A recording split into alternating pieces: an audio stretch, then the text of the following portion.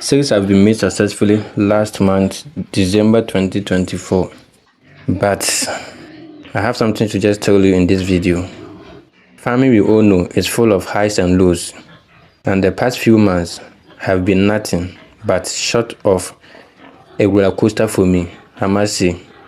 It all began with a tough decision to sell a significant number of my pigs.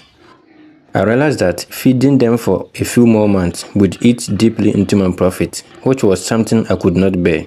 So I decided to slow down production, make these sales, and then re-strategize for the future. For the sales, it went smoothly, and I was very optimistic about what lay ahead. Like every farmer would have done, I planned to reinvest the money to build more rooms and also improve my farm's infrastructure. As you can see, the farm infrastructure is somehow not better. And at the same time, I kept 2 pregnant sows and also envisioned that they could give me at least 10 piglets each to rebuild my herd size gradually from there. But the unexpected happened.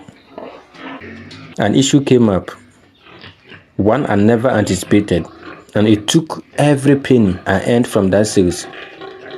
All the plans I had for reinvesting in the farm vanished in an instant, just like that. I could only afford to plan for basic renovation, like buying 2 or 3 bags of cement and also getting some nails for the woodworks, and also something left to pay for workmanship. It was very frustrating and a humbling moment for me.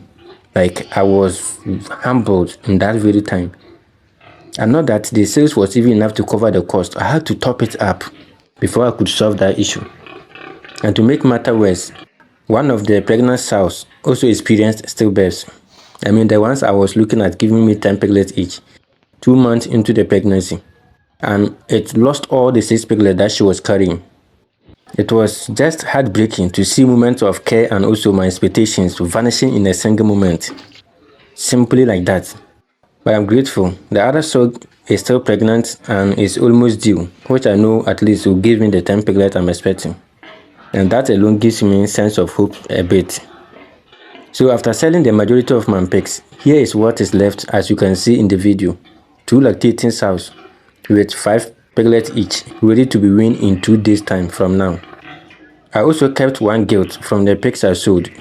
I carefully selected that one because of a potential I see in her. And I decided to leave only 2 young boars. They are not matured enough to mate the lactating sows or the pregnant one yet. But by the time the sows are fully recovered from their lactating stage, these boars will be ready to do the work for me. And I'm sure it's going to align perfectly with my strategy to slow my production and also re-strategize. Cutting down has actually also helped me to at least have time in this season. Also think about myself, think about my mental health, and also take care of myself before I go deeply into farming again. But that didn't end the whole issue. You know, on this channel, I do tell you that anytime someone comes to buy a pig, the person must pay something before he goes. It's either they make a deposit. But this time around, I became the victim here. During the sales, another challenge came up. A buyer I respected approached me and asked me to reserve a pig for them. They promised to come with the money when they picked the animal up. So out of respect and knowing this man for a very long time, I agreed and didn't ask for a deposit. I kept the pig aside, trusting his words. Besides, that was also his first time buying from me. Anytime he tells me to buy pig, I tell him the pigs are finished. Anytime he tells me. So this time he came early and I reserved one for him based on that. But as he promised, the days turned into weeks and there was no communication from them. Meanwhile, the pig remained on my farm, consuming the feed and also increasing my cost again. Someone who has lost every penny, now going to invest what is used for my own feeding back into keeping the animal. So eventually, I had no choice but to sell it to another guy. It was a difficult decision, but business had to come first. So to this day, I haven't even heard from the original buyer. I mean the one who came and asked for reservation. I must say, this period has really taught me so many lessons about farming and business. Initially, I thought I had seen it all. So from now on, I've decided and will always ask for a deposit, irrespective of the person, before reserving any animal. I've also learned that setbacks are part of farming, whether it is unexpected expenses or heartbreaking losses. like the miscarriages and also the stillbirths are encountered. The key is just to keep adapting and moving forward. So for farmers and farming, it's all about adaptability and also being able to swim with the tide. You don't give up because things are getting tough. You keep moving, find your mission and a vision. Why you got into farming in the first place? I still have the hope because the farm isn't just about what is gone. It is about what is left and how I can rebuild from there.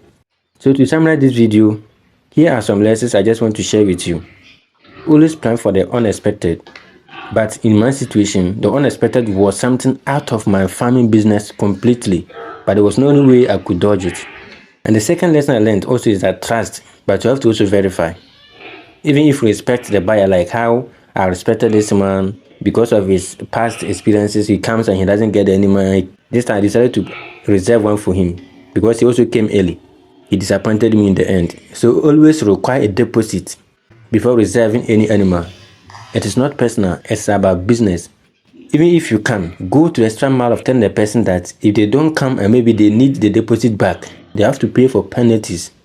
That one alone will let them know that you're also being very serious with your activities. And also, you have to also look at the bigger picture. Losses are part of the journey. I've lost this piglet to stillbirth after feeding the sow for close to 2.5 months. So what you can do is just focus on what you still have and use it to build yourself in case this one also happens to you.